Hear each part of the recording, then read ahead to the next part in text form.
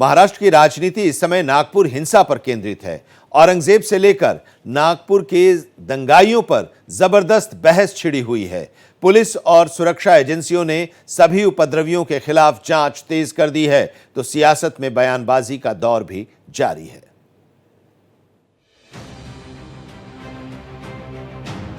नागपुर हिंसा से जुड़े एक एक तार को खंगाला जा रहा है। नागपुर को किसने जलाया, भीड़ को किसने भड़काया, इसकी गहराई से जांच जारी है। संवेदनशील इलाकों में चप्पे चप्पे पर पुलिस फोर्स तैनात है।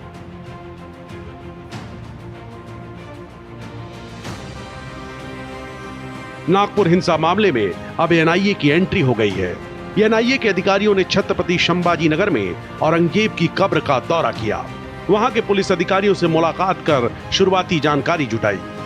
क्योंकि जब इस तरह की सिचुएशन होती है उस पर एलिगेशंस होते हैं और इसमें ये होता है कि जो वहाँ पे हाजिर थे, हम ये सब चीज़ें जो है हमारे सोशल मीडिया, जैसे मैंने पहले ही बताया, जहाँ पे भी हमें फ़ोटोग्राफ्स उपलब्ध हैं उसके आधार पे हम लोग कार्रवाई कर रहे हैं।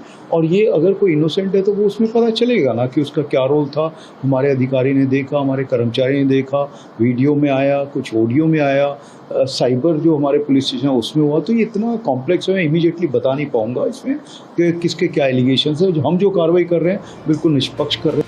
दरअसल मास्टरमाइंड फहीम खान की गिरफ्तारी के बाद नए नए एंगल सामने आ रहे हैं। हिंसा के लिंक बांग्लादेश और पाकिस्तान से भी जुड़ रहे हैं। इसके अलावा सीसीटीवी के जरिए लगातार दंगाइयों की पहचान की जा रही है। ये पुलिस पर हमला करना, पेट्रोल बम फेंकना, पत्थर फेंकना, हथियार से हमला करना, पुलिस के ऊपर हमला करना, फायर ब्रिगेड के ऊपर हमला करना, ये सोची समझी साजिश है। और इसीलिए जो सोची समझी साजिश से कानून व्यवस्था बिगाड़ने की कोशिश करेगा, कानून जो भी हाथ में लेगा उसको बख्शा नहीं जाएगा। नागपुर हिंसा में अब तक 99 संदिग्धों को गिरफ्तार किया गया है।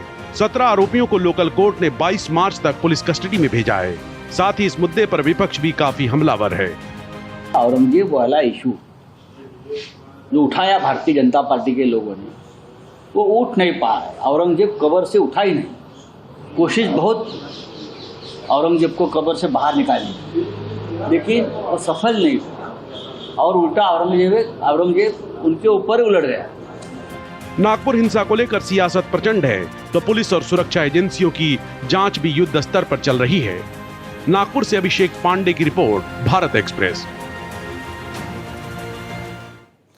अभिषेक पांडे हमारे संवाददाता हमारे साथ जुड़े हुए हैं। नागपुर का अपडेट हम लगातार उनसे ले रहे हैं। मुख्यमंत्री अब पहुंचे हैं वहां पर नागपुर में और वहां की परिस्थितियों के बारे में, स्थितियों के बारे में लगातार नजर बनाए हुए हैं और अधिकारियों के साथ संपर्क में भी हैं। आज 12 बजे बैठक भी होने वाली है और ये काफी अहम बैठक मानी जा रही है। अभिषेक, बिल्कुल, ये काफ़ी अहम बैठक है क्योंकि मुंबई से मुख्यमंत्री पहली बार नागपुर दंगों के बाद नागपुर पहुंचे हैं और नागपुर के वरिष्ठ अधिकारियों के साथ वो बैठक करेंगे। क्योंकि 4 डीसीपी लेवल के अधिकारी इसमें जख्मी हुए, 33 पुलिसकर्मी जख्मी हुए, इसमें महिला पुलिसकर्मी भी जख्मी हुई। इसके साथ साथ ये पूरा का पूरा ऑपरेशन पुलिस ने कैसे कंट्रोल किया, कैसे आगे गिरफ्तारी हुई, इन सारी चीज़ों में एक ब्रीफिंग नागपुर पुलिस से मुख्यमंत्री लेंगे और उसके बाद फिर आगे का इंस्ट्रक्शन देंगे। आज अधिकारियों के साथ बैठक बहुत महत्वपूर्ण है क्योंकि उसमें 2 प्रमुख चीज़ों पर फैसला होगा। एक तो जो इसमें आरोपी हैं, आरोपियों पर शिकंजा कैसे कसा जाए, इस पर भी मुख्यमंत्री से बातचीत अधिकारी करेंगे। और साथ ही साथ जो लोग अभी कर्फ्यू की मार झेल रहे हैं, कई इलाकों में 9 ऐसे पुलिस स्टेशन हैं, इलाके हैं जहां पर कर्फ्यू लगा हुआ है, तो आज मुख्यमंत्री भी उस पर फैसला लेंगे कि आखिर उन कर्फ्यू में ढील दी जाए या अभी कंटिन्यू रखा जाए। लेकिन जो सूत्र बता रहे हैं कि सोमवार से कर्फ्यू में थोड़ी छूट मिलने की उम्मीद है क्योंकि सामने अगला हफ्ता जो है वो ईद आने वाला है। और ऐसे में व्यापारी भी लगातार परेशान हैं क्योंकि उनको भी उनका धंधा बिजनेस नहीं हो पा रहा है। तो इसलिए हो सकता है कि अगले हफ्ते यानी सोमवार के पहले दिन से कर्फ्यू में थोड़ी ढील दी जाए और जो भी व्यवसायी हैं उनको राहत दी जाए, आम आदमियों को भी राहत दी जाए। लेकिन ये सब डिसीजन होगा कानून व्यवस्था की रिव्यू मीटिंग के बाद, जो आज मुख्यमंत्री लेने वाले हैं नागपुर में। और उस दौरान पुलिस ने क्या क्या एक्शन किए, क्या इसके बांग्लादेश के लिंक आ रहे हैं, क्या या फिर जो NSA लगा है, जो राजद्रोह का गुनाह लगा है, देशद्रोह का गुनाह लगा है करीब 15-20 लोगों पर, उनके पास क्या सबूत मिले, क्या क्या चीज़ें थी, आज ये सब मुख्यमंत्री को ब्रीफिंग दी जाएगी। उसके बाद मुख्यमंत्री आगे किस तरीके से करना है वो पुलिस को इंस्ट्रक्शन देंगे और आगे की कार्रवाई शुरू होगी। अभिषेक, आप जब ये हिंसा हुई और उस हिंसा के बाद से लगातार वहाँ के जो स्थिति है, तस्वीर है, उसको आप देख रहे हैं, समझ रहे हैं, अभी वहाँ पर कितना बदलाव आया है, कितनी स्थिति में सुधार आप देख पा रहे हैं?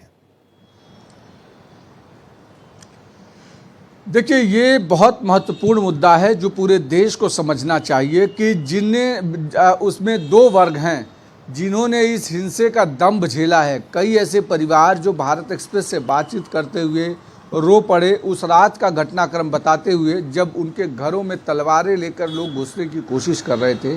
ऐसे परिवार जो विक्टिम रहे हैं, खास करके दंगाइयों का, वो चाहते हैं कि कर्फ्यू और भी थोड़ा बढ़ जाए तो उनको राहत होगी और ईद तक निकल जाए। यानी उन्हें जैसे ही शाम ढलती है वैसे ही डर सताने लगता है कि दंगाई फिर वापस आ सकते हैं और अपने परिवार के साथ आखिर वो कहाँ जाएंगे। दूसरी तरफ व्यापारियों का दर्द है कि उनको लगता है कि अगर कर्फ्यू ज़्यादा दिन चला तो करोड़ों का सामान उन्होंने लाया हुआ था, क्योंकि रमज़ान के महीने में उन्हें इस सब चीज़ों को बिक्री करना है, तो उनके सामान सब ऐसे के ऐसे पड़े रह जाएंगे और उनका धंधा चौपट हो जाएगा। तीसरी महत्वपूर्ण चीज़ है कि दंगाइयों पर जो शिकंजा कसा जा रहा है उसमें ज़रूर कुछ लोगों को तकलीफ हो रही है, लेकिन पुलिस कह रही है कि इस पूरे मामले में बिना एक्शन डर नहीं होगा और बिना डर कानून व्यवस्था सही नहीं होगी। ऐसे में ये सारी चीज़ें करनी जरूरी है। अब इन तीनों के बीच में तालमेल बिठाने की कोशिश होगी। बहुत बहुत शुक्रिया वहाँ की स्थिति के बारे में, और वहाँ मुख्यमंत्री पहुँचे हुए हैं, मुख्यमंत्री के कार्यक्रम के बारे में विस्तार से जानकारी देने के लिए अभिषेक आपका।